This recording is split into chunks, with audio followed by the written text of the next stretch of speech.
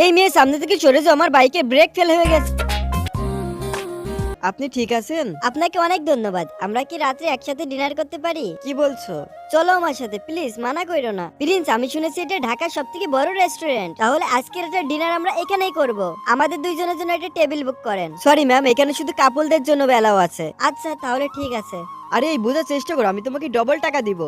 আরে আরে আপনারা আসুন, দাঁড়িয়ে আছেন কেন? আসুন ভিতরে আসুন। আরে কি অর্ডার করব? এখানে তো সব ইংলিশে লেখা আছে। এখন যদি এদেরকে বলি আমি ইংলিশ পারি না, তাহলে তো মান সম্মান চলে যাবে। যা ইচ্ছা তাই অর্ডার করি। আমার জন্য শুধু এইটা আনো। আর আমার জন্য পাস্তা আর চাউমিন নিয়ে আসো। এই নেন আপনার অর্ডার। আর ম্যাম, আপনার জন্য এই নেন পানির বোতল।